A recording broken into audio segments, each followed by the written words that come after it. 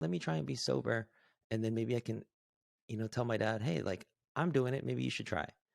So I started therapy, started going to AA, and it went really well for the first like 40 days. And I was like, okay, 40 days, no alcohol. That's huge for me, right? To go from every day to that.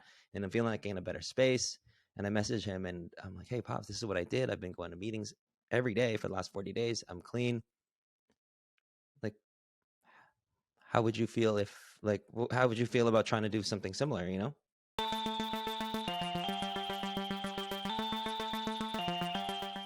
Hello, my friend. Welcome to Something for Everybody. My name is Aaron Machbitz. Nico, welcome to the show, man. Aaron, thanks for having me, brother. Yeah, I'm pumped to have this conversation. We're going to get into a lot of good stuff today. All of my favorite topics, mindset, fitness, and everything that encompasses those two very large topics. But before we get into all of that, before we get your expertise on a lot of things, I have my most important question that I want to ask you basically in the next hour. And it is, how are you? Like, how are you doing? Like, really doing? I love that. I think that's an awesome way to start any conversation, and try and keep it short so we could get to the other things. But yeah, as of right now, I feel very good. I just recently came back from a 10-day trip to the Philippines, and it was very different from most of the trips I've taken over the last few years, or last decade actually. And it was with my dad. Left my wife at home with my dog, and it was just like a father-son type of bonding trip. Um, it was really good for my soul. So I guess I'll get into it a little bit, but I'd say I was a child of dysfunction, right? Grew up, my father was in and out of jail since I was 10 years old. And only recently that I find out, or kind of come to realize, that not only was he a drug dealer and a felon, but he was also an addict himself. So kind of that glass shattering late 2021, 2022 was a big moment for me in my life. And just, it kind of felt like everything was crashing down. So since that point, it's been a lot of work that I've had to do to try and understand, that it was, I think the biggest thing initially when I found out that he was an addict, it was a surprise to me. Like, I got a call basically one day and found out that he overdosed and they had to bring him back to life. So for me at that point, I was like really mad at him, and then my first question, the initial one that really stuck with me for a few months was, am I not a good enough son to want to be alive for? Like, I worked so hard to build this life of what seems like success and happiness and fulfillment. And like, you're not proud enough, to want to be around, to stick around, to see that. Like, although that was not why I did it, but it feels like it was, like, I feel like I want to make my dad proud. So yeah, let's just get the timeline down. So 2021, that was 2021, and Thanksgiving Day when I found out. Went into a just like deep dive into alcohol, maybe 4 or 5 times a week, blacking out. Marriage got on the rocks because of it. I'd found myself defending alcohol and trying to keep it in my life. And once I finally snapped out of that after a few months, I think in January, I was like, hey, let me try and be sober. And then maybe I can, tell my dad, hey, like, I'm doing it. Maybe you should try. So I started therapy, started going to AA, and it went really well for the first like 40 days. And I was like, okay, 40 days, no alcohol. That's huge for me, right? To go from every day to that. And I'm feeling like in a better space. And I message him and I'm like, hey, Pops, this is what I did. I've been going to meetings every day for the last 40 days. I'm clean. Like, how would you feel how would you feel about trying to do something similar? And his response was, don't worry about me. Wow. And oh fuck, dude, that was a roller coaster, right? Because I started off thinking, you don't want to be alive for me, into, wow, that's such a slap in the face. And then it was only soon after that when I kind of at the root of it realized, hey, like, he was an addict because of the same reason I was on my way to becoming one. Like we were running from something, running from pain, something happened, right? So I think coming to the understanding that, hey, maybe I can't change him, and I can only understand, I can only try and understand where he's coming from, because I don't know what happened, to make him want to live that type of lifestyle. Then it became kind of uh, a small goal to just see him more often, just be around, offer my support without trying to pry and without talking about, whether or not he's staying sober, staying clean. I could only just really focus on myself at that point, right? I think it really helped our relationship in so many ways. And then, fast forward pretty much a year of sobriety. I did have a little bit in the middle where I drank a little bit to try and see if I could. And I think it did go well, but it's fast forward a year with him. And I thought, it would be nice to take a trip with him back to the Philippines, where he's from. He moved here when he was 20, and he just hasn't been back since, part because parole, and he was getting arrested so often that he couldn't really leave the country. And then another part of me wanted to do it because I realized I haven't gone on a trip with him since I was 10, and I'm 32, 31, 32 now. And I think for a long time I didn't want to go places with him, or travel with him, to kind of punish him in a way, and saying, like, you don't get to hang out with me because you missed so many important milestones in my life. So it was really nice to be able to go there with him, hang out, be present, enjoy, Filipino food. Um, it was really good for the soul. So right now, I feel really good about just being home and kind of every day. It's only been 5 days, so technically I'm still jet lagged. I just woke up from a nap to try and wake up for this. But yeah, I feel good right now. So my answer to how do you feel, or how are you right now? I feel full. Cup feels full. Is this time in your life the best relationship you've had with your father? Probably not. Probably not. I still think, or maybe because I'm glorifying it, I haven't really thought in comparison to what it was. But he was an amazing dad, brother. Like, just because he wasn't there, from 10 to, let's say, on and off until 25, I I don't hold that against him, and I still feel like, um, so much of the good in me, I feel I got from him, or I learned so many lessons from him, from, in my childhood. And he did so many things. He was there, he was present. um that the relationship that I had when I was younger, I think it was just like amazing. Like, he was my absolute hero growing up.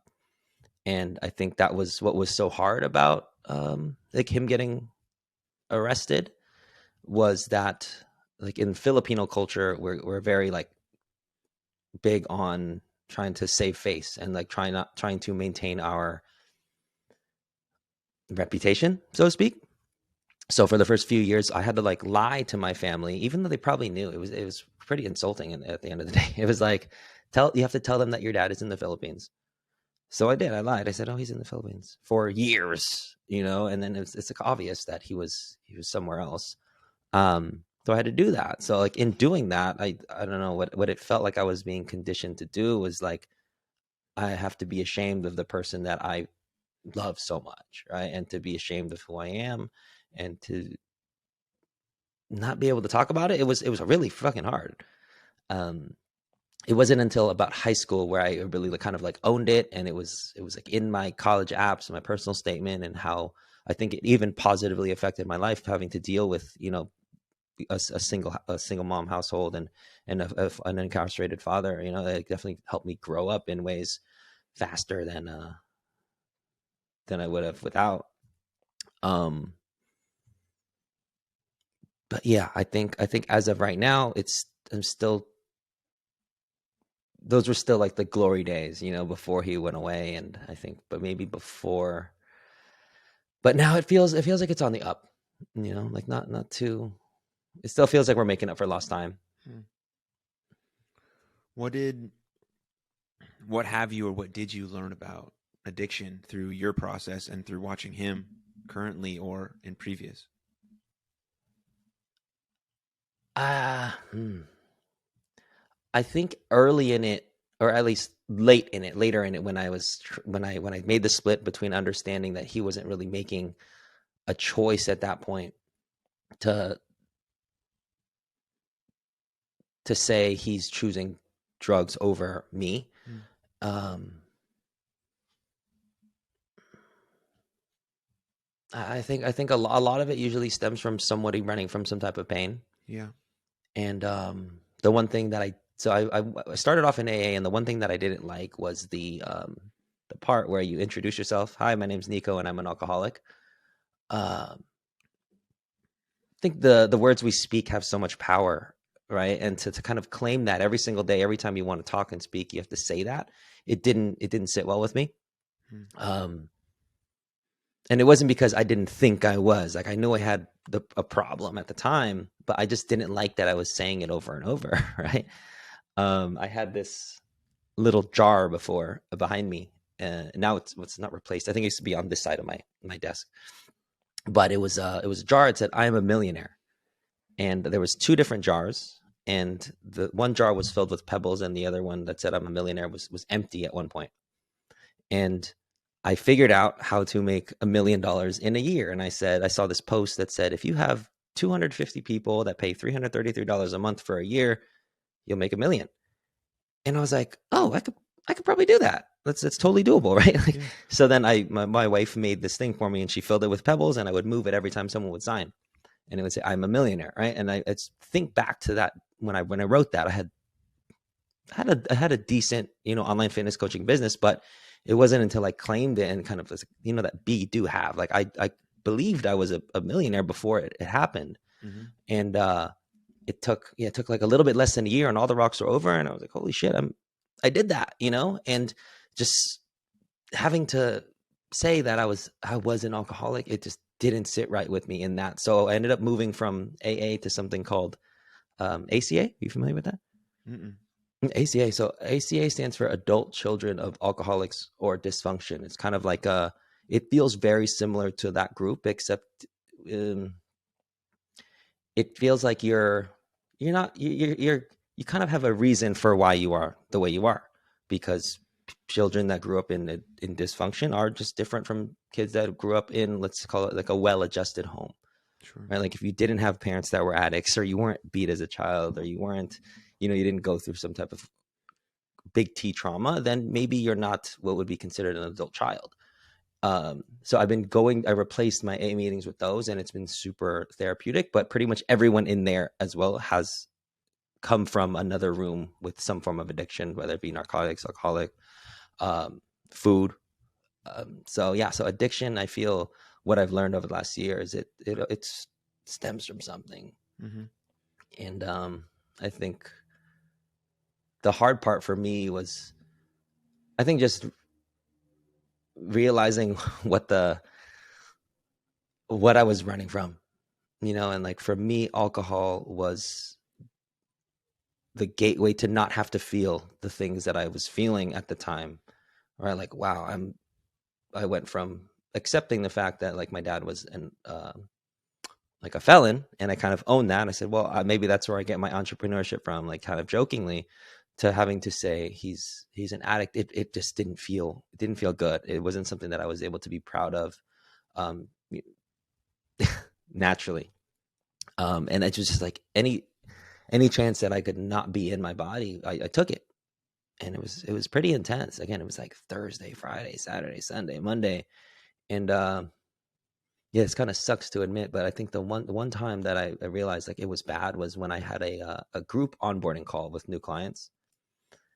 And I was like completely hammered, like, that day, and it took me a while to sober up for it. And I was like, what am I doing, dude? Like, I am so blessed to be able to do this for a living, right? To help people change their lives. And it's just a slap in the face, and it's disrespectful to come into that, as their first day, their first meeting, their first contact with me, fucked up, and at the end of the day, I did record it, and it was fine. I didn't miss a beat, but that's kind of what's scarier, I think.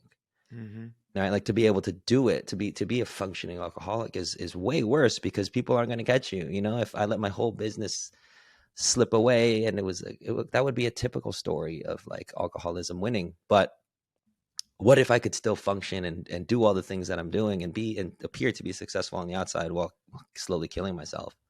Like no one would have noticed. And that was part of the problem. Was my wife noticed, but she couldn't really get anyone else to say, yeah, maybe he is doing a little bit much right now. Which was hard, you know? Yeah. Addiction is like, people have this major misconception about addiction that it's just like a choice that you make. It's like, I'm going to be an addict. This is what I'm going to do. And it's easy for children to make that, to say that, right? Because they're children. They don't have, Right.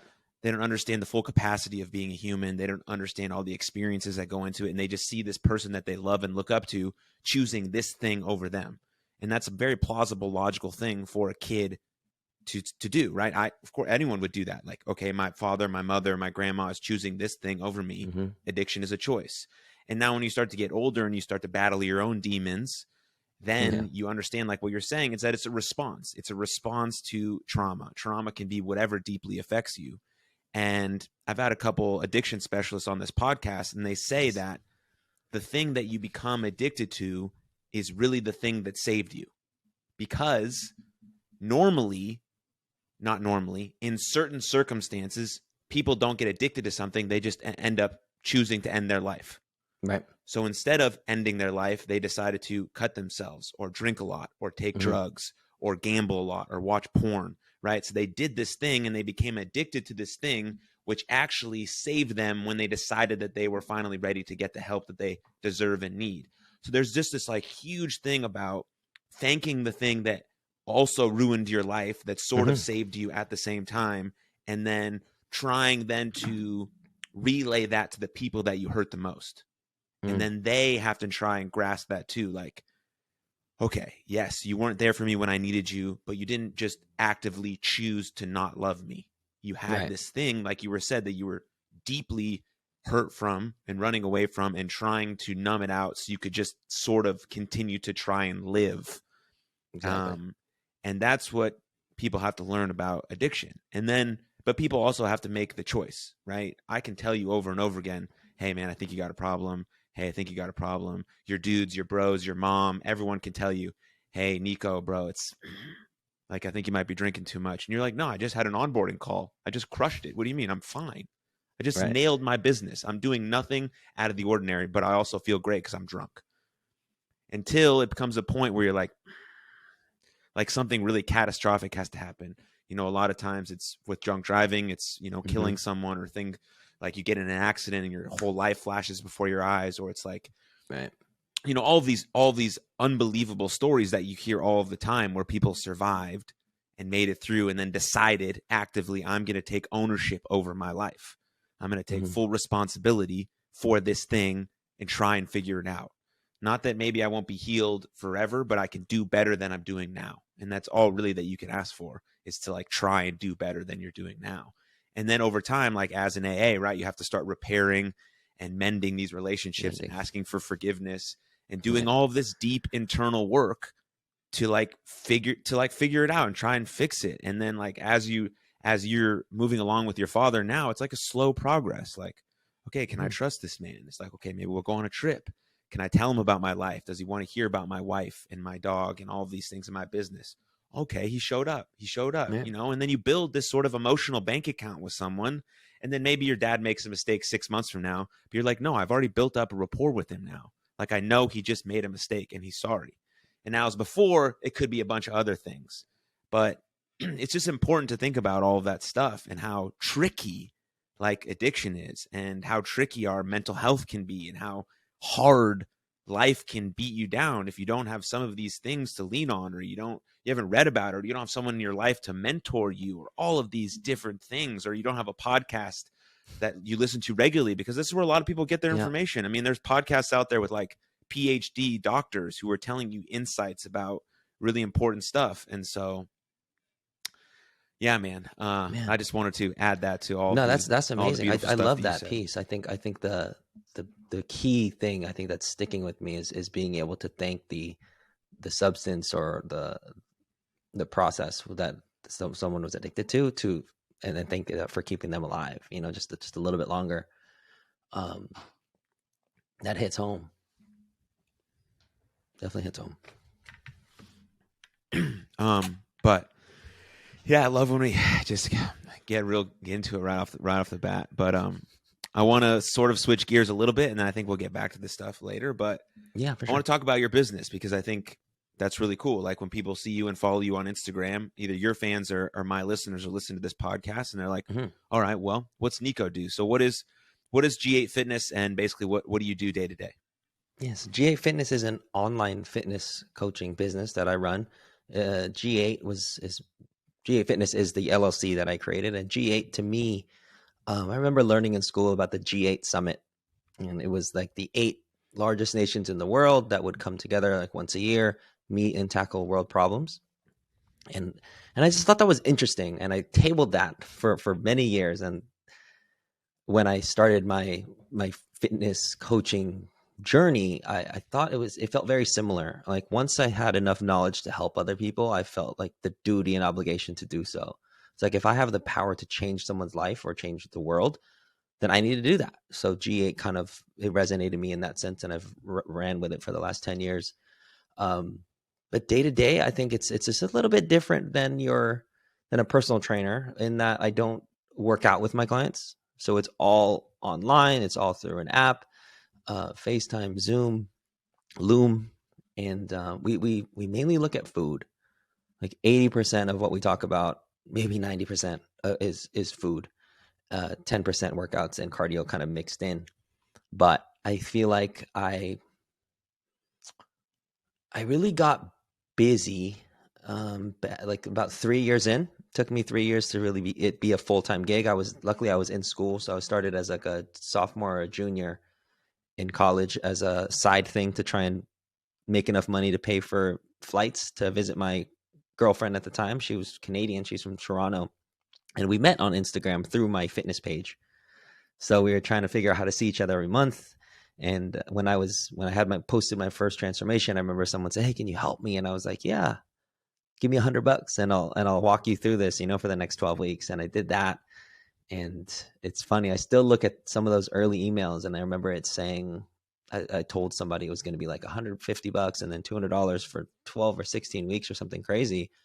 And yeah, as of this year, I think in order to work with me directly, that price is up to 5,000-6,000. So it's scaled up, right? And that's from working with so many people over the years. I think I've just crossed the 2,000 client mark, which is crazy for me to think. And yeah, it's all food. And I feel like when I talk to my therapist about what I do, and when I've talked to other therapists, actually, they say, what's funny is, as a therapist, I talk like 80% about food. Like most of the time I'm talking about food with my clients.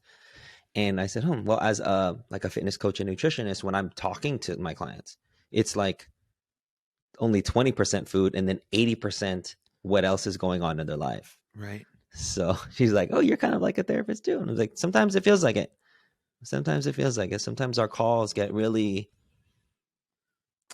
really deep, and I feel like let's call it I think at one point when I was drinking, I felt like it was a burden. Like I remember saying, like, I don't know if I can do this for very long, because my clients don't understand that I have, multiple clients, and that I am not a therapist. And then when I jump on a call or, start reading my messages, and they're firing off the heavy stuff on me, things like miscarriages, divorce, job loss, deaths. Mm-hmm. Like I was thinking, like, I'm not your guy. Like this is outside my scope of practice, right? Like we can talk macros and all that. But yeah, after getting sober, I was thinking, wow, that is a blessing that I have people coming to me with that they trust me enough to, to hold space for them for that. And it's a beautiful thing, I think, to tie into fitness, or just to be able to somebody to have a coach that they also find they trust enough to, lay it all out there with. And then sometimes I feel like when they do tell me that, I'm thinking, you know what, like a lot of people don't have somebody to talk to on the regular, right? Like maybe their spouse, maybe a sibling or something. But like if I'm talking to my clients every week, sometimes daily, Like I'm kind of that guy at some point, right? Which again is something that I'm really proud of, and it just means the world to do what I do, and you know, for this long, 10 years now. I haven't done anything else out of college. I just went right into fitness coaching, and then kind of got right into it. Yeah. I want to ask you about how when you got into it, but first I want to touch on what you just said there at the end. Cause like when you're trying to look at like just the overall well-being of a person, like everything matters, right? Yeah.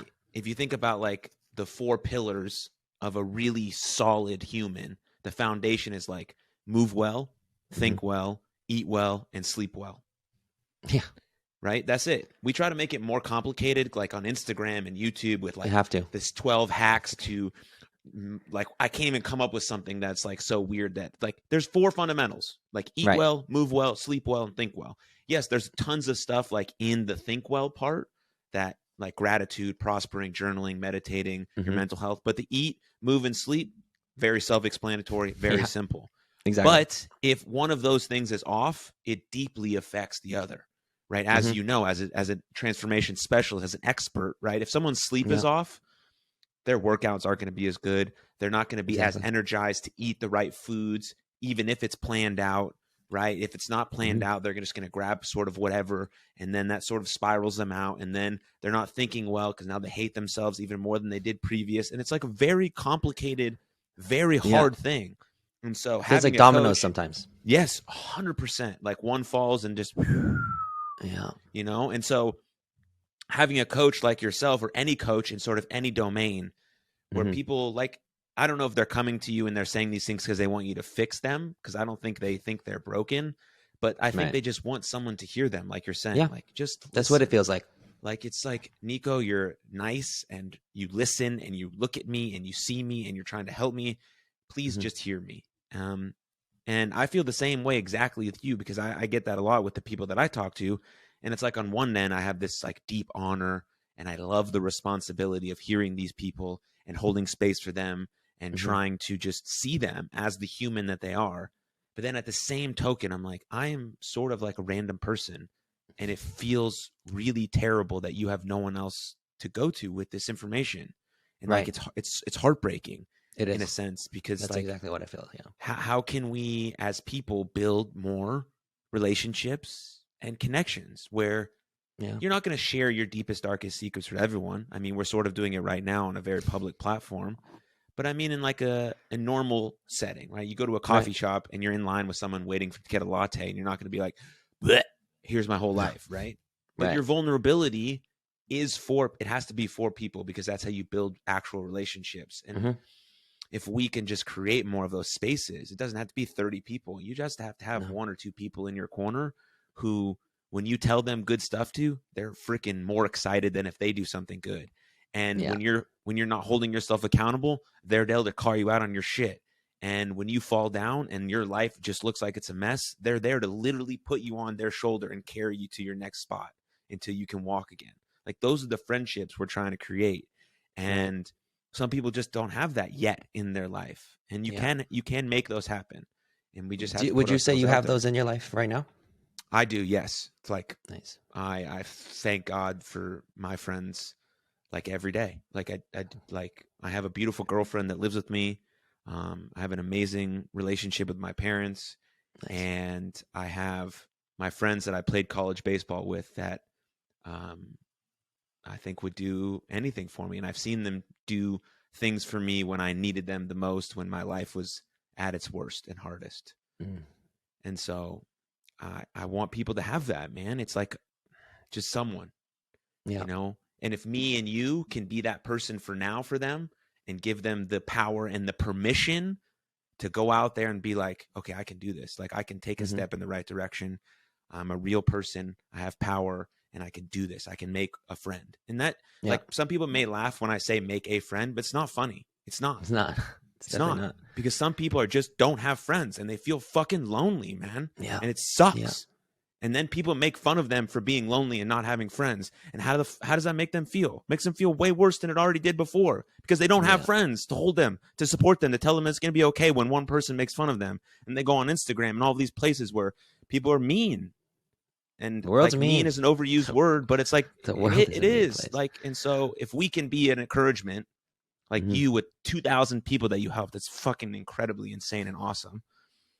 Like that has a domino effect. You have no idea Mm-hmm. where those 2,000 people have gone in their life.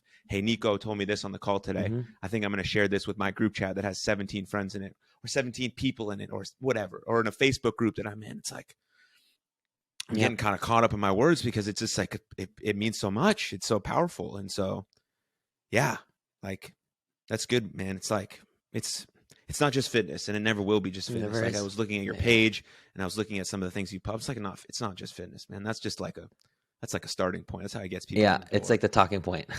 It's It's like the like, yeah. talking point. But anyways, to circle back a little bit, online fitness coaching is like a boom now. It's like everyone It does is. it. God. But 10 years ago, no one was doing it. How did you know to Mm-mm. start that? That's like fucking incredible. Oh man. Yeah, I do remember. So I can't say I was like a pioneer because I had fitness coaches myself. And it was the district manager of the supplement company that I worked for at the time was called Max Muscle. Mhm. The district manager told me that some guy in the Central Valley made like 100 grand selling meal plans. And again, I was like a sophomore, junior in college, and I was like, really? Okay, like let me try that, you know? And one thing that I'm glad that I have, that it feels very natural to me, is when I hear of something happen, it's always okay, it must be possible, right? Versus sometimes people might think of ways where maybe he had it easier, or how he got lucky, or how he's different, or how I am not him. It was very much like, okay, if he did it, let me try. And it was after that I figured I'd chase it. But again, the fitness coaches that I had were awesome at what they did and did everything online, which was very different from what I thought was required, in having a personal trainer. So breaking that belief that like you can help people transform without even seeing them was something that I got from my coaches. And then, hearing that it was a full-time gig for somebody out in California was all I really needed to hear to try and pursue it. Amazing. When did your personal fitness journey begin? Like, when did you get into working out and stuff? Oh, high school. Nice. Yeah, I was like 100-pound sophomore trying to play varsity football. Yeah. And what's funny is the second part to G8 is the G8 was the locker room number, or the room number of the weight room at my gym. So, or at my school. So shout out to G8. That's where I transformed for my first time, right? And I remember going into high school tiny, and it was always kind of, I just felt I didn't feel safe sometimes, right? Just being in my body and playing football and being such like a high contact sport. I knew I needed something, and just spending one summer with my strength and conditioning coach, Josh Bowie, I turned into like an animal. I put on like 40 pounds of muscle, and I was faster, stronger. And, a part of that I think was maybe he was one of the first people to, show me that I could control. I had a little bit more control in my own life than I thought I did. Leading up to that point, it felt very reactive.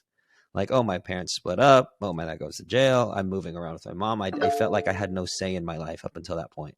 Mm-hmm. And then when I was able to go from like 100 pounds to 140 pounds, I forget what they call it, but there's something that goes on in our brain, or a phenomenon, or a theory, that once you do one thing, your brain can think something else is possible, right? In like a very simple way of saying, well, if I did that, I'm pretty sure I could do something else or anything else. And that's where it started. So I remember, doing that in high school, and then college came around, right? And I didn't get any looks. I wasn't a very good football player. I think I was a contributor, which felt really good, but I wasn't like an all-star or anything. And I did attribute that to just being so small. I'm 5'7", 140 pounds. Like, that's not, USC doesn't want me. So at that time, it was 2009. Luckily for me, at that same time was when Manny Pacquiao, the boxer, was making his run at like world titles. And me being Filipino, like, Filipinos just love other Filipinos. It's like natural for us to just root. We don't care. We just, if they're Filipino, we want to root for them. If they're half, we're getting a jersey, you know, in the league. So I remember watching, you know, I watched boxing growing up a little bit, like Tyson and stuff like that. But I was glued to the screen when I'd watch Manny Pacquiao highlights, and surprisingly, we were the same weight. Like the weight that he was fighting at the time, I was the same weight. So I was like, you know what? I think I want to be in a sport where I control my own destiny, right? It felt kind of shitty to be on like a 1 out of 11 and lose all the time. Like there's no accountability in that, right? Like I want to win. So I got into boxing because one, it was like, oh, let's level the playing field and make sure that I'm playing with people my size, my weight. That would already be a enough of a, you know, upgrade from football. And then, you know, I want to control my fate every match, and just you know, say it's all on me. So that, and then learning how to diet myself down for matches was actually what got me interested in nutrition in the first place. You look like a wrestler. Did you wrestle in high school or college, or high school and middle school or anything like that? Oh man, you did, right? I wrestled in high school, and then I became a professional wrestler, like WWE wrestler. Fuck. Oh shit. Okay. Cool. I could see that. Like something about just the way you carry yourself. Now I do jujitsu. So okay, cool. The jujitsu is fun. I need to get into that. But the wrestling piece, like wrestlers know that weight cuts and are miserable, right? I remember seeing wrestlers eating celery and like not drinking water like for the week of their bout, right? And I was like, I don't want to fight like that. Like I feel so crappy, and I didn't really know at the time what that would feel like. But now knowing what dehydration does to the body, imagine going to a match hungover. That's essentially what you're doing to your body when you're dehydrating to make weight.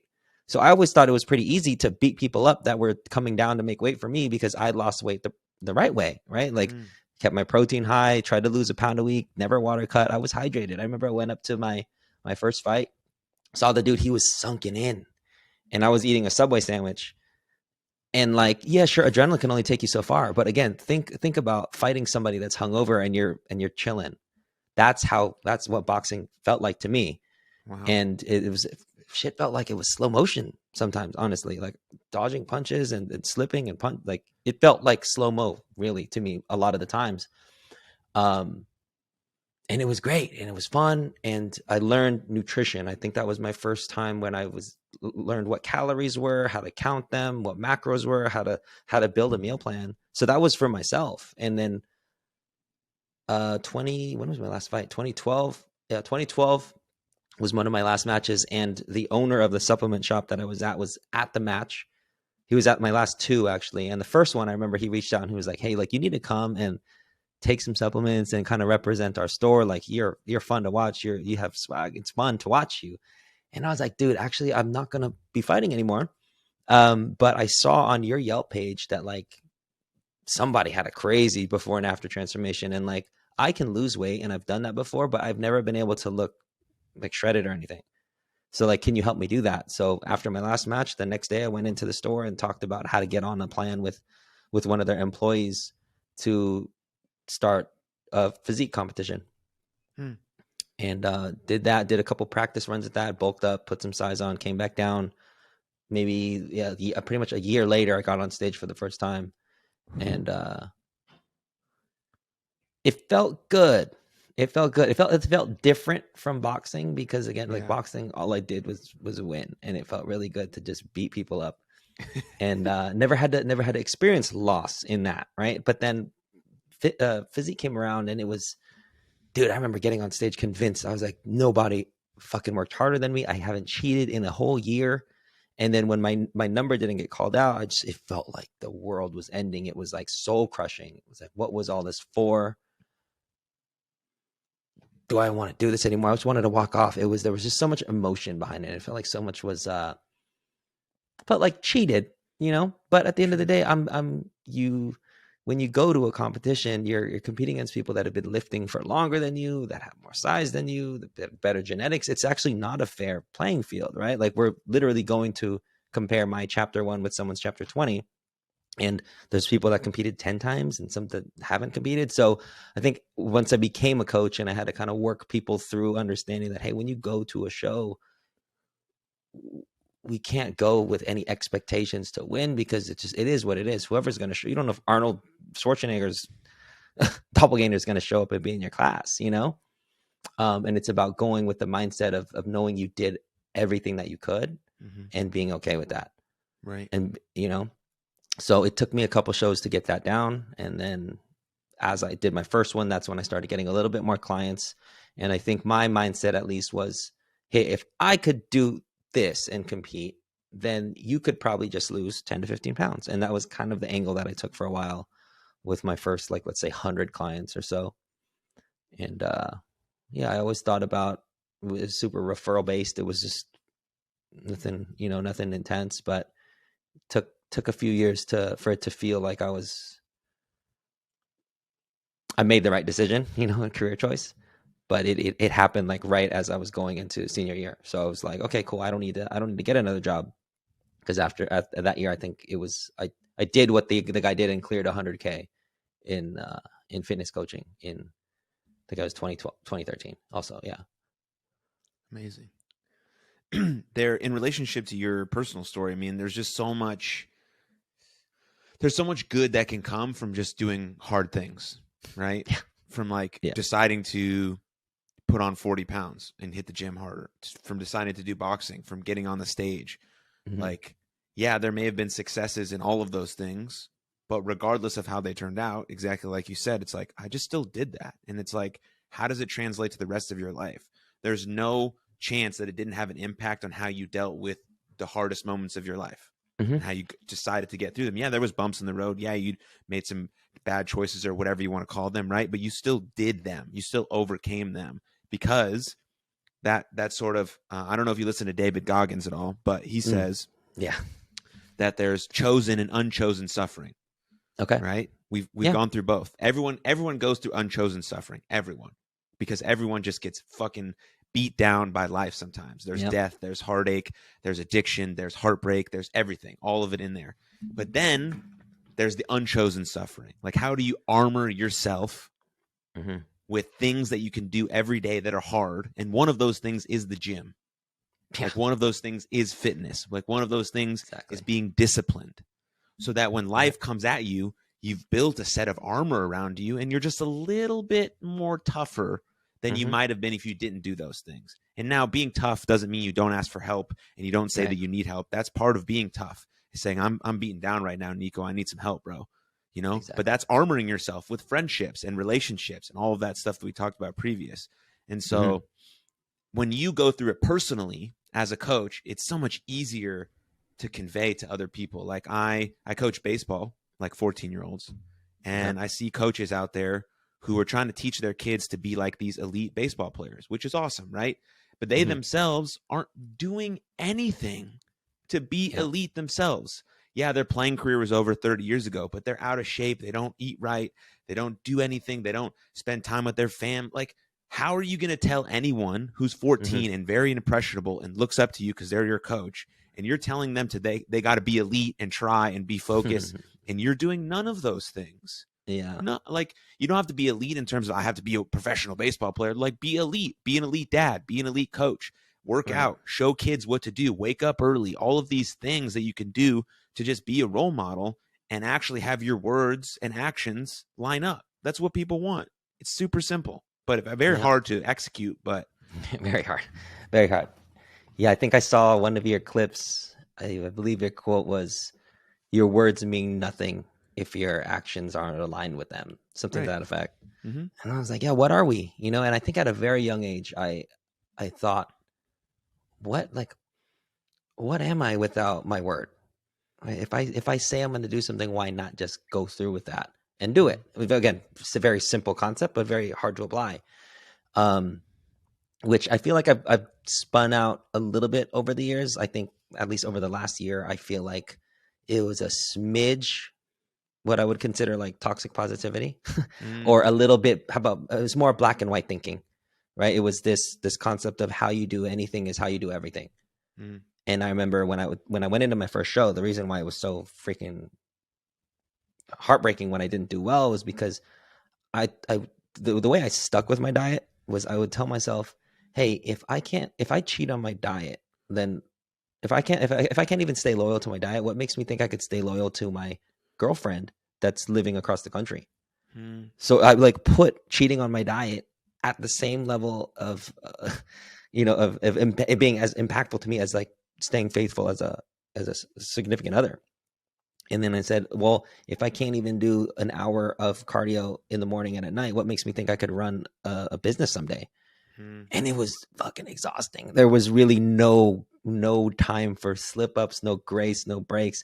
And I'm like, dude, I couldn't have, in hindsight, I couldn't have operated from that place for too long. Yeah. But for the show, 5-6 months at a time, cool. Yeah, we can get into that space, into that mindset, and then try and like tone it down at some point. But it was very black and white, and it was very all or nothing. But yeah, no, I'm glad, because if you look at some of my posts now, they're way that you could tell that I coach from a place of giving people more grace than I think most coaches would, and there's almost zero tough love that I dish out actually nowadays compared to before. Hmm. I feel like we beat ourselves up enough, for feeling bad about not performing, to the levels of expectation that maybe they think I'm expecting, or that they wanted to set. So yeah, it's just interesting to see how I've changed as a coach, and my approach has changed over the years. Yeah. Yeah, I mean, just as you develop, the way you think about life changes, and how you want to, how you want to reach people. But like, Hmm. for moments in our life, right, we can go for that sprint, like you said. Like I can go Yeah. on a 5-6 month sprint right here. I Sprint. got to get this done. But there's no Yeah. durability and there's no sustainability for that. And that's really what you want for long-term Hmm. health. Like, I want to do this forever, right? Because Right. as you know, people talk about diets and like, okay, well, what's your diet? Is it going to last a week, 2 days, a month? Like, how extreme is it? Is it Hmm. like, can you actually go out to eat with your friends still, or you just have to stay home all day and never do anything because you have this thing? Like, that's Yeah. not what you want. You want to be like, you have this post that I want to talk about in a second, just relates to what I'm talking about, is like, you want to have durability and sustainability for what you're doing. Right. Right. Again, if you're like, have this mission, this goal, like, I have to get this, I have this date for this thing. Great. You got to go on a Cool. sprint. Me and my girlfriend signed up for a fitness competition in November. Like, it has a lot of running. I don't Nice. run. I got to figure it out. Right. I got to figure it out. I do You jujitsu. will. That's my cardio. I don't run miles. So I got to Right. train. And so for the next 6 months, I got to figure it out. And I got to get it done because I committed to Hmm. her and we're doing it together. Okay. It's gonna be Now fun. after that, no more running. That's it. Yeah. I'm finished. But and so I say that because you have this post that says 4 ways to lose weight without giving up your social life. And I think Hmm. like that, just the caption of that is extremely important, because people look at having to lose weight and they're like, okay, I have to change everything about my whole life. Everything, Yeah. my whole existence has to change. I can't have any friends anymore. I'm not going to go to Chili's or Applebee's. Oh, that place sucks. Like, I can't do that. Chick-fil-A's out. Like, all these Hmm. places, whatever you eat. Yeah, just name some random places, but I do like Yeah. Chili's. I think it's a good spot. I do too. I do too. But if you don't remember that post or what you said, I have it pulled up so I can remind you. But you want to talk about that quickly? Yeah, no, I think that's one of my pinned posts, right? It's Yes. always going to be there. It's always the first one you see. And I think because that encompasses my coaching style. So much of what I do is front loaded with education, right? I feel like if I that saying, teach a man to fish, feed him for life, give a man a fish, feed him for a meal. That's what it's like. And when I take my clients in, when they're getting onboarded, I make sure that they understand the accounting system of food. So they understand protein, carbs, fats, how to count them, and how that relates to the real world. And which then means I'm not actually telling them exactly what to eat either. So they have the autonomy in saying, oh, what do I feel like having today? And it's not me saying, eat this much of that, this much of that, this much of that. Because then if I did that, when they're sick of it and I disappear, how are they going to know what to do? Right. Right. So through what we call, if it fits your macros, or flexible dieting, as a fitness coach, my job is to first teach my clients how to use that format and basically understand how much they're getting from each food item, and then My job throughout the weeks is to make sure that the numbers that I'm giving them is helping them see their progress. So each week I make an adjustment to their macros. I feel like there's a lot of things that there are plenty of ways that you can do maintain your health or your fitness and social life. But I feel like one of the ones that I had in there was probably just to first actually understand how alcohol plays a role in just excess calories. I feel like a lot of people think of alcohol and then they think empty calories. And I have this talk with my clients all the time. Like, what does that even mean? It doesn't really mean anything, but it's just calories that aren't coming from protein, carbs, and fats. And when we look at, like, when we start counting macros and we understand, oh, this has carbs, fat, protein, and then we get a drink like, let's say, a Truly, and then it says on the bottom, oh, only has 2 carbs, they're not accounting for the calories that are coming from alcohol itself. So it's sneaky in that way. I've had clients drink like 10 Trulies in a day and it technically fit their numbers, but because of the way that alcohol tracks in, it looked like they were under their food, but they're way over. So keeping alcohol in or just being aware of, what has calories and what doesn't, or how much you can have. Usually social life for most people means like a couple of drinks here and there, right? It means not having to give up alcohol completely. Yeah, that was tip number 2. Okay. Plan around. What's tip number 1? Maybe pre-tracking calories. Tip number 1 is plan around your biggest meal or your meal out. Oh, yeah. So Chili's, Applebee's, all the places you mentioned, Chick-fil-A. The cool thing about like big chain restaurants, you can do this without, obviously, but when it's a big chain, they have to have their nutrition facts in MyFitnessPal or just listed. And if it's listed, it's probably in MyFitnessPal. So if you wanted to go to Chili's tonight and you haven't eaten anything yet, you could plan around that. You could say, what do I want to get? I want to get their bacon burger with fries and onion rings and a beer. And if my clients put that in first and then they see what else they have left, it's kind of like an allowance, right? It's a budget. Their calorie budget, their protein, carb, fat budget is worked in. So if you start with the biggest one, then you just work around it. Well, what do I need to eat to then still stay under my numbers or get to my numbers? And it's, again, because they understand how to build out their own meals, they could eat Chili's, Applebee's every day if they wanted to. But pre-logging it and then building it around the fun meal. Makes sense. And then that relates to tip number 3, which is to save your macros or your calories. Yeah, exactly. So I guess in this, I might have been talking about more, you're able to do it over a weekly period. So there's not this, your body doesn't just reset at midnight, right? Like, let's just say you need to eat 2,000 calories a day. It's like a credit card, right? Just because you're sliding a card at 11:59 doesn't mean that's not going to show up on your statement later. Like they say, your body keeps a very close ledger of the calories in. It knows everything that you eat. It knows.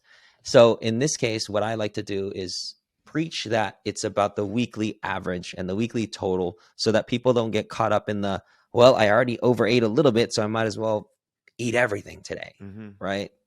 It's so with that, if you can pre-plan, let's just say you wanted to go to Chili's and you wanted to have 2 of those burgers and 10 beers, then you would have to go in, log that into Friday, and then potentially eat less the days leading up to that to then break even on the weekly average. Or if you planned in 1 burger and you ended up having 2 and then double the beers today, then tomorrow, Wednesday, Thursday, Friday, then you would have to eat a little bit less. So come check-in time at the end of the week, you still hit the averages that I asked for. So it's understanding that it's a running total. It doesn't stop at midnight or a Monday or Sunday. I think having that mentality helps keep people from going way over their calories in like that fuck it mindset. Right. Yeah. I mean, that's exactly basically what you say in step number 4 is don't dwell on overindulging. Yeah. Because it's usually not as bad as you think it is. And I think, again, having it takes a lot, to track it after, because there's guilt, there's shame sometimes, and you feel bad. But anytime I have someone, they're like, I didn't track it. Okay, let's sit down. What did you have? And then they can put in exactly what they had. They're like 1,000 calories over. It's nothing crazy because they probably didn't eat anything leading up to that point anyways. And like, you can only eat so much. And if you are, on a plan, your stomach usually and appetite shrinks to what you're doing. So if you're eating, let's say 2,000 calories every day for a month, If you try and eat 5,000, your body's going to stop you before you get there. Right. So yeah, putting it in and then seeing that, hey, maybe I wasn't too bad. Hey, this is actually fixable in 3 days if I just eat 100 calories less. I'm good. So it's really trying to keep people away from the I'm a failure. Let me just not try because I fell off. Right. It's as much as a mindset shift as it is the foods you're actually intaking. I mean, that's what Yeah. we talk about a lot, right? This mind body connection and how much we think and perceive and our perspective has with the way we view ourselves and what we should eat and how we should eat and how we should take care of ourselves. Yeah, it becomes it feels like it's all mindset, really. It's just shifting because a lot of the habits themselves don't need to change. Like I used to do this thing with my clients where when they would start, once they understood macros, they had to build out a perfect day in macros based off things they already had without having to go shopping to prove to them that they don't need to change anything other than the how much and they don't need to change anything other than understanding what is giving you protein, what is giving you carbs, and what is giving you fat. And oftentimes they would stick pretty closely with those foods because we're creatures of habit, right? Right. Yeah. Yeah. It's just basically being able to recognize within yourself that you are worthy of being taken care of by yourself. Like, because Yeah. I'm not gonna eat well. I'm not gonna take care of myself. I'm not gonna sleep well. If I loathe myself, if I actually deeply dislike myself, and that's a challenging bridge to cross into like actually taking care of yourself. But you can make tiny, small, little adjustments, That's all it and it takes. does start with some of your food that you eat because the food you eat affects how your brain thinks, affects how your gut feels and how you feel Yep. during the day and your energy and how maybe you rest at night and how closely you ate to bed and all of these things. So it's just like, yeah, maybe you do deeply dislike yourself and getting to self-love feels like sprinting across the whole world. And I get that because, Yeah. you hear all the time, hey, You've been just there. love yourself. But that's very hard if every part of you don't like. And so if you can just like make a little decision to be like, okay, I can do this one thing. And then maybe like 6 months from now, I will sort of almost maybe think I'm okay. That's a huge win. Like Exactly. thinking you're okay. And then okay to all right to decent, decent to all right. And then it's Yeah. like maybe I can actually fall in love with myself and be the person who takes care of themselves. Then you have support systems, then you have systems set up and you have these habits that you've built over like 3 years because you had to put in Years. deep work to go from this Exactly. hate to this love. And then having a coach, any sort of coach, accountability partner along the way just to be there for you and help you with the tweaks and check your blind Yeah. spots and see like and continue to give you permission to keep trying. And it's just like, it's magical. And of course, coaching is expensive and it costs money. Yeah. But you have to, you can take the first few steps by yourself. And then if you Totally. can afford it, or if it's something that, you can budget out because it is very, very, very powerful and impactful. And so I just thought I'd mention that. Right. No, yeah. That reminded me of this quote that I like. It's work out because you love your body, not because you hate it. Yeah. And it's so true. And when you were kind of mentioning how like you build habits and you believe in yourself a little bit more and more, I feel like, I mean, that's basically what happened with me, right? When I started working out for the first time, I thought something was possible, but like at a micro level, what happens when my clients start is they're able to finally check boxes and say, I did that, right? Like I drank my water every day, or I hit my protein, or I did my cardio, and then just being able to like check a box each day, and then 3 months from now to be able to say, huh, I did that, right? I showed up for myself, and kind of like how you said in the beginning, I don't know if it was recorded or not, but with with a relationship with like my dad, for example, like he's building rapport almost, right? And our word with ourselves is affected by whether or not we're following through with those little micro tasks. And it's pretty easy, right? Just drink your water, hit your steps, hit your protein, and you bank enough of those days, and 6 months from now you have that self-confidence because you followed through with all 1,000 tasks that you were supposed to do for the last 6 months, right? With maybe the exception of a couple of fall-offs, you might have missed something here, something might have come up, but majority of the time, while on plan, you've been hitting your stuff. And that's where a lot of the confidence comes from. It's like they might not even look that different by 12 weeks, but they just feel like the confidence oozes from them, and then through that it starts bleeding into other aspects of their life, professional or relationship, everything. Yeah, as I like to say, you're building an undeniable stack of truth that you are the person you say you are. Yeah, that's And Hermosi, then, right? huh? Yeah. Hermosi's line. Yeah, Yes. I love Yes. that line. I love that line. Yes. When I heard Yeah. that, I heard it via someone else quoted Hermosi, Me too. and I was like, that's what it is. I'm like, that's Yeah. exactly what it is, right? Right. And it's having that proof, and it just feels good. And that proof isn't that hard to come by, right? But you do need a stack of it. Like one little Hmm. page of undeniable proof isn't undeniable. It's undeniable because of repetition, I think. Yeah. Effort and consistency over a long period of time. Exactly. Yeah. I heard that quote from my favorite podcast, Modern Wisdom. Okay. And the dude's name is Chris Williamson, and he's like buddies with Hormozy. Gotcha. And so he says it all the time. And so I say it all the time. I listen to Hermosi podcast often. Like, I love his shit. He's And a I've seen smart him dude, speak a man. couple times live. Yeah, he's a guy's a genius. Oh, is he good? He's a good. I bet he's an awesome live speaker. Oh, bro, it was awesome. He's It like was just oozes like energy and charisma and attitude and flavor. It's like yeah, awesome. Yeah. it was flavor. It was And a he just lot. looks like a cool dude. Like someone Mm-hmm. like I would be like, Some chill, hey dude, you want to go super get a lift chill. in? You know? Yeah, I don't think I could keep up, but yeah, I'm sure be Yeah. taking plates Well. off half the time. Yeah, he's a big boy. It's a big boy for sure.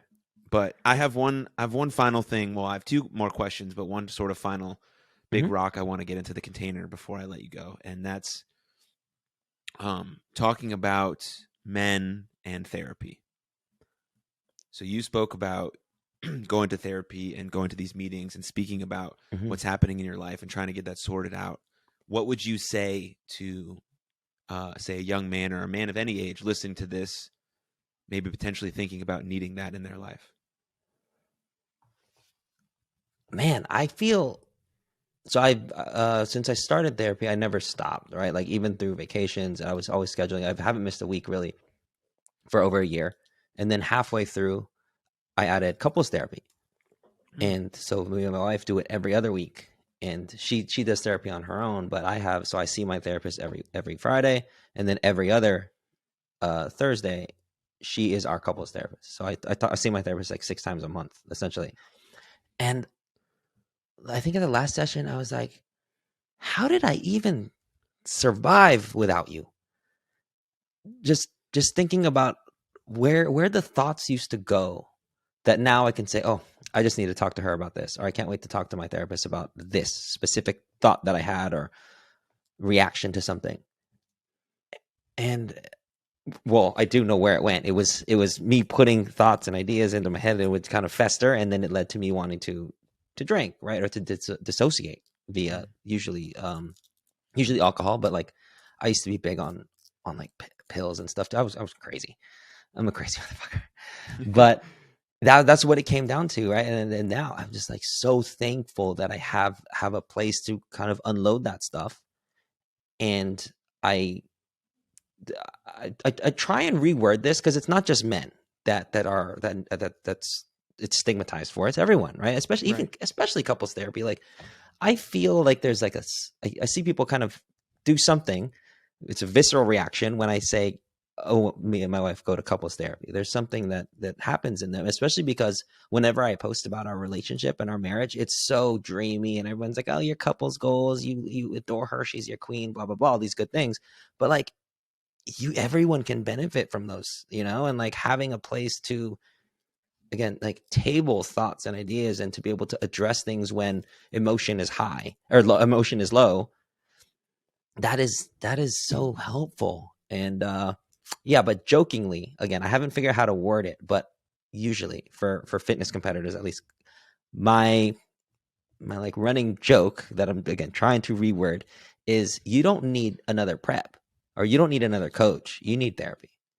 Yeah. Because a lot of times, right, like prep, again, I've done 10 shows. I know the power that it has to dissociate. Like, you can just dive in. You have so much control, right? You have control over your food, your weight, your posing, your look.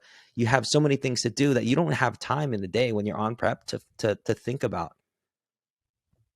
anything deep, really. You might get into some deep thought on a treadmill, but it usually stops surface level, because that in itself is like fitness is an addiction in a ways. It feels like a healthy one, but prep is so dissociative that I'm thinking like, wow, how did I survive so many years with just, not addressing these thoughts and feelings that I had about myself? And I wish that I would have, maybe instead of a third, a fourth, a fifth coach, just invested in therapy beforehand.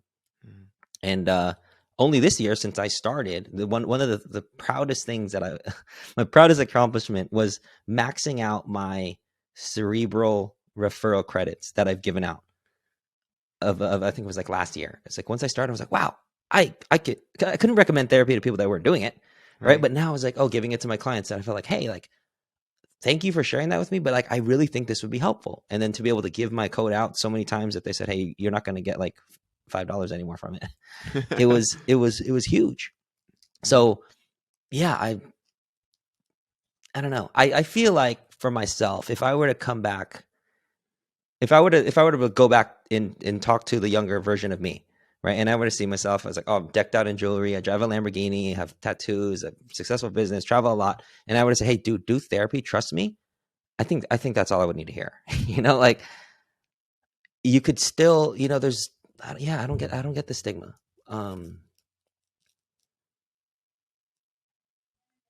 Yeah. It's tough, because I had one instance where a parent, it was like a family member of some kind, and I remember sitting in a chair that looked like something that you would do therapy in, right? Mm-hmm. And I said, oh, this looks like a therapy chair. And she goes, oh, like, why would you need to know what that looks like?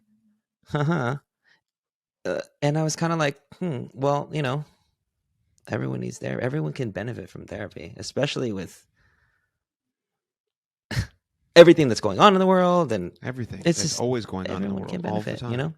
Yeah. So yeah, I really wish that maybe, I think I'm gonna make it not my duty, but I am definitely gonna post about it a little bit more, because I don't see many people posting about it, like their sessions, or that they're doing couples, or that they're going, it's just not talked about enough. Yeah. I agree. Because therapy, people just hear that word and they hear mental health and they hear that and they're like, crazy person. Not me. Yeah, crazy Like, person. no, that's not it, man. Like, therapy, there's different levels of therapy when you think about it, right? A lot of people go to therapy when they're struggling at their most, right? They're Rock just bottom. having Yeah. a really hard time. They're in a crisis. They might have suicidal thoughts. They might have all of these things, and then they go to therapy. And the therapist's job at that point is to get you back to zero, because you're a negative. Is to get you back to zero. But then once you get to zero, people think that they're done. They don't need a therapist anymore. Well, why can't the therapist get you to, or coach, whatever, to get you to +1, to +2, to +3, to +4, to +5, to get you to the best version of yourself, because you've already overcome and adapted through the worst part of your life. Not to say that challenges aren't going to happen again. They're always. Even when you do therapy, you're not exonerated from the work. You still have to do the work, right? But just like we talked about with the chosen suffering, you're armoring yourself with tools to equip yourself. Okay, I know how to handle grief a little bit better this time. I understand how to regulate my emotions a little bit more. Here's how I can express myself better to my partner. Oh, this is what I do like to do. Yes, I'm allowed to express my wants and needs. Oh, that's all right. Like, all of these things. And so if you and all of us and me can just express that, just going to someone and speaking to them who has the training and the knowledge to just help you. Like, Yeah. and if not, it's like an hour of like, okay, here's what's on my mind. Yeah. And then, because your therapist needs a therapist too, because she's hearing a lot. Like, and I try to do a lot for the people who are hearing all of these horrific, hard, painful things. Like, how can they then express themselves? So everyone is in this like domino of help and support, and everyone's intertwined in these ways. And then we have a common thread of humanity to pull on, and we're just like a little bit better because of it. And then when we struggle, we're like, I know what that feels like. So I'm not going to make fun of you or shame you or guilt you, and be like, here's my help, and I hope you get better. And I'm here if you need someone to sit in the dark with you. So that's really what it's all about, man. That would make a world a better place for sure. Straight up. All right, I'm going to put you on the spot for this last question, but you can do it. stolen from another one of my favorite podcasters, Tim Ferriss. I have to give him credit for it because eventually he's going to listen and he's going to hear it that I gave him credit every time I said this question. Fair enough. Okay. But if you, Nico, were to create a billboard and that billboard was going to be seen by millions of people every single day, what would you put on that billboard? Let's start with a QR code. That's for sure. That would link to my socials. I have one now. It's actually I have running ads. I think in Safeway actually right now, Yeah. and a couple golf courses locally. So there's some Nice. before and afters, and then my QR code that leads to, I think it's called. I don't even know what it's called. It might be called. I don't know what it's called, but it leads to a page that basically has my Yelp, my Instagram, my Facebook, my website.